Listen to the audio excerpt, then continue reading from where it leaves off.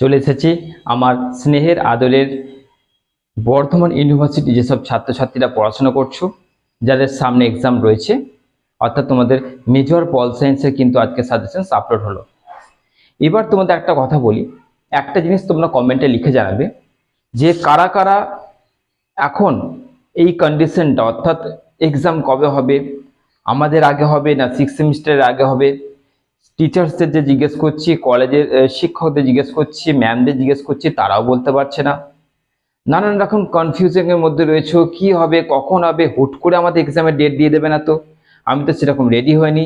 এই সব কনফিউশনের মধ্যে, অর্থাৎ এরকম সন্দেহর মধ্যে যারা যারা রয়েছে, যারা যারা এই পরিস্থিতি কাটাচ্ছ, যারা যারা বলাটা ভুল, সবাই এই পরিস্থিতি কাটাচ্ছ, তবুও যাদের যাদের প্রচন্ড বিরক্ত লাগছে, মানে বিরক্তির সীমা ছাড়িয়ে যাচ্ছে একদম, যে বর্ধমান ইউনিভার্সিটি পরিষ্কার করে কেন বলছে না, পরিষ্কার বলে দিক যে কখন পরীক্ষা হবে, এরকম করে 27 তারিখ 26 তারিখ এই ডেটগুলোকে দিয়ে কি করতে চাইছে, পরিষ্কার করে বলে দিক যে কবে থেকে পরীক্ষা হবে, অ্যাডমিট কার্ড কবে আমরা হাতে পাবো, অ্যাডমিট কার্ড কতদিন পাওয়ার পর পরীক্ষা আমাদের হচ্ছে, বা রুটিন কিছুই আমরা পাচ্ছি না।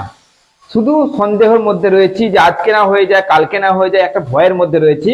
এরকম পরিস্থিতি যে যে স্টুডেন্টসদের মধ্যে চলছে, তারা কমেন্টে লিখে জানাও যে হ্যাঁ স্যার, আমাদের মাথা খারাপ হয়ে যাচ্ছে, আমরা খুঁজে পাচ্ছি না কি করব। তো দেখো কি হয়, যদি আমরা একটা ডেট জানতে পেরে যাই যে এই ডেটে আমাদের পরীক্ষা হচ্ছে, রুটিন দিয়ে দিয়েছে, তাহলে আমাদের পড়ার গতিটা বেড়ে যায়। কিন্তু এখানে এমন একটা জিনিস হয়ে যাচ্ছে যে আমরা ঝুলে যাচ্ছি, আমাদের পড়াশোনা স্থগিত হয়ে যাচ্ছে, আরো স্লো হয়ে যাচ্ছে। কোথায় সামনে পরীক্ষা, একটা জোশ থাকবে, ভয় থাকবে, সেই জোশ ভয়, তার থেকে বড় কথা হচ্ছে সন্দেহর পর সন্দেহ চলে আসছে, কনফিউজিং হয়ে যাচ্ছে যে কখন কি এক্সাম হবে। এই কন্ডিশনের মধ্যে যারা যারা পড়ে আছো অবশ্যই কমেন্টে জানাও। এরপরে তোমাদের আজকে যে সাজেশনস নিয়ে এসেছি, এই কটা কোশ্চেন্স করলে তোমাদের আর কিছু করতে হবে না। এই কটা কোশ্চেন্স করলে তোমাদের যথেষ্ট, মেজরটা অর্থাৎ পল সায়েন্স মেজরটা তোমাদের আরামসে তোমাদের ভালো নাম্বারে তোমরা পাস করে যাবে। পাস বলাটা ভুল, ভালো নাম্বারে তোমরা পেরিয়ে যাবে। চলো দেখে নি আজকের গুটি কয়েক মেজর পল সায়েন্স আমার স্নেহের আদরের ছাত্রছাত্রীর জন্য সেই গুটি কয়েক ইম্পর্টেন্ট প্রশ্নগুলো দেখে নাও।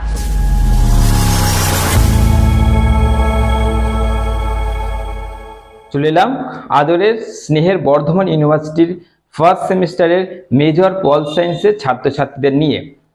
তোমাদের আজকে এইখানে একটা খুব গুরুত্বপূর্ণ কথা বলি।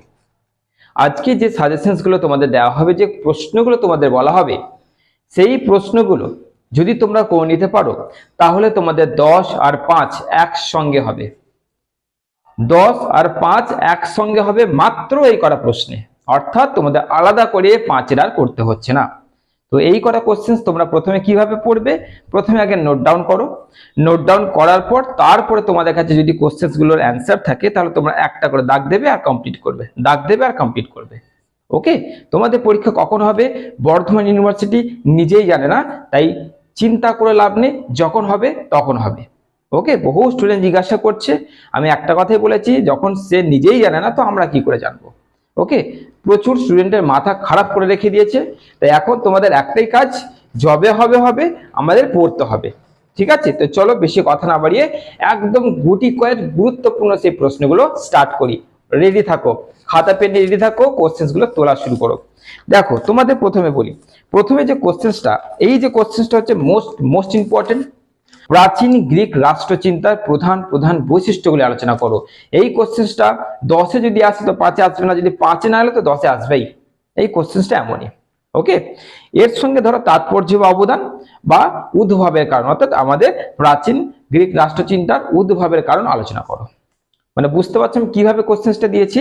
এই একটা কোশ্চেন্স তোমাদের ঠিক এইভাবে যদি রেডি করতে পারো, যে এর বৈশিষ্ট্য বা তাৎপর্য বা অবদান বা এর উদ্ভবের কারণ, এই কোশ্চেন্সটা যদি করে নিতে পারো, তাহলে তোমাদের ধরে নাও যে তোমরা যখন প্রশ্নপত্রটাকে উল্টাবে, এই প্রশ্নকে তোমরা পেয়ে যাচ্ছ। 2 নম্বর, ন্যায় সম্পর্কে প্লেটোর তত্ত্ব। ন্যায় সম্পর্কে অর্থাৎ ন্যায় বিচার সম্পর্কে প্লেটোর তত্ত্ব। আর এর সঙ্গে একটা কোশ্চেন কি থাকে প্লেটোকে নিয়ে, যেটা হচ্ছে প্লেটোর আদর্শ রাষ্ট্রটি আলোচনা করো, বা আদর্শ রাষ্ট্র সম্পর্কে যে মতামত সেটা আলোচনা করো। 3 নম্বর যে কোশ্চেনটা করবে, মধ্যযুগে রাষ্ট্রচিন্তার সাধারণ বৈশিষ্ট্য। মধ্যযুগে রাষ্ট্রচিন্তার সাধারণ বৈশিষ্ট্য আলোচনা করো। এবার এইখানে যে কোশ্চেনটা ঢুকে আছে সেটা হচ্ছে চার্চ অর্থাৎ গির্জা, চার্চ বা গির্জা ও রাষ্ট্রের মধ্যে বিরোধের যে কারণটা। ওকে, তো এই যে কোশ্চেনটা যদি করে নিতে পারো 3 দাগে একটা, ধরে নাও এই কোশ্চেনটাও তোমরা প্রশ্নপত্রে পেয়ে যাচ্ছ। ওকে, এরপরে 4 নম্বর কি, ম্যাকিয়াভেলিকে কেন নবজাগরণের সন্তান বলা হয়, তো সুসন্তান কেন বলা হচ্ছে ম্যাকিয়াভেলিকে। তো ম্যাকিয়াভেলির আরেকটা কোশ্চেন যে থাকে সেটা হচ্ছে ক্ষমতা বিষয়ক, অর্থাৎ ম্যাকিয়াভেলির ক্ষমতা বিষয়ক ধারণা বা তত্ত্বটি আলোচনা করো। হয়ে গেল। এরপরে 5 নম্বর যে কোশ্চেনটা করবে যে অগাস্টাইনের 2 নগরী তত্ত্ব আর ঈশ্বর নগরী সম্পর্কে আলোচনা করো। অগাস্টাইনের অর্থাৎ সেন্ট অগাস্টাইনের 2 নগরী তত্ত্ব বা ঈশ্বর নগরী তত্ত্ব অর্থাৎ ঈশ্বর নগরী সম্পর্কে আলোচনা করো। এটা টিকা রূপে আসতে পারে। ওকে, কোশ্চেনটা কিন্তু করে রাখবে, অবশ্যই করে রাখবে। 6 নম্বর কোশ্চেন কি, টমাস হবসের সার্বভৌমত্বের ধারণা বা ক্ষমতা আলোচনা করো। ওকে, নেক্সট কোশ্চেন, লকের উদারনীতিবাদের উপর একটা টিকা লেখো। তারপরে 9 নম্বর প্রশ্ন, মার্কসের দ্বন্দ্বমূলক বস্তুবাদ আর একটা আছে ঐতিহাসিক বস্তুবাদ, এই দুটোর মধ্যে একটা 100% আসছে, আলোচনা করো। আর লাস্ট কোশ্চেন 10 নম্বরে যেটা হচ্ছে জন স্টুয়ার্ট মিল, এর থেকে কি আছে না জন স্টুয়ার্ট মিলের স্বাধীনতা সম্পর্কিত যে ধারণা, আর একটা হচ্ছে তাকে কেন অর্থাৎ জন স্টুয়ার্ট মিলকে কেন ব্যক্তি স্বাধীনতার বিপদ বলে ধরা হয়। তো এই 10টা প্রশ্ন যদি তোমরা করে নিতে পারো তাহলে তোমাদের মেজর পল সায়েন্স ভালো নম্বর নিয়ে তোমরা কিন্তু পাস করবে, ভালো নম্বর নিয়ে। এটা না যে শুধু পাস করবে, কারণ তোমাদের পাসিং মার্ক হচ্ছে 18 পেতে হবে। কিন্তু যা দিলাম এই কটা কোশ্চেন করলে প্রশ্নপত্রে এই প্রশ্নগুলো আশা করছি 95% এই সব কটা প্রশ্ন জাস্ট পাতাটা উল্টাবে আর তোমরা দেখতে পেয়ে যাবে। ওকে, এবার আমি জোর গলায় বলছি, এর কারণটা হচ্ছে তোমরা এসএন একাডেমিতে হয়তো নতুন, এই প্ল্যাটফর্মটা হয়তো তোমাদের কাছে নতুন, কিন্তু এর ব্যাকগ্রাউন্ডে যত ভিডিও আপলোড আছে সেই ভিডিও তোমরা দেখলে বুঝতে পারবে এবং এই ভিডিওর কমেন্টে গেলে বুঝতে পারবে যে এই প্ল্যাটফর্মটা কোনো ছোটখাটো প্ল্যাটফর্ম নয়, বহু আগের প্ল্যাটফর্ম নয়, খুব রিসেন্টলি আপলোড হওয়া বা রিসেন্টলি ক্রিয়েট হওয়া একটা প্ল্যাটফর্ম। কিন্তু এই প্ল্যাটফর্ম থেকে বহু স্টুডেন্ট তাদের সাপ্লি কাটিয়েছে, বহু স্টুডেন্ট এক চান্সে গ্র্যাজুয়েশন কমপ্লিট করেছে, বহু স্টুডেন্ট তাদের মনের মতন কোশ্চেন্সের উত্তর পেয়েছে। বলাই বাহুল্য সব রকম জিনিস তুমি তোমার মতন করে সহজ ভাষায় তোমরা এখানে পাবে। চলো আর বেশি কথা বলবো না, আর একটা লাস্ট কথা বলে দিই, এইখানে অনলাইন পঠন পাঠন ক্লাস চলছে এবং চলে। যারা যারা ফার্স্ট সেমিস্টার পরীক্ষা দেওয়ার পর দ্বিতীয় সেমিস্টারের জন্য এখানে অ্যাডমিশন হতে চাইছো, এই নাম্বারটা তোমরা যোগাযোগ করে নেবে, যোগাযোগ করার পর তোমাদের অ্যাডমিশন হবে এবং একদম সহজ ভাষায়।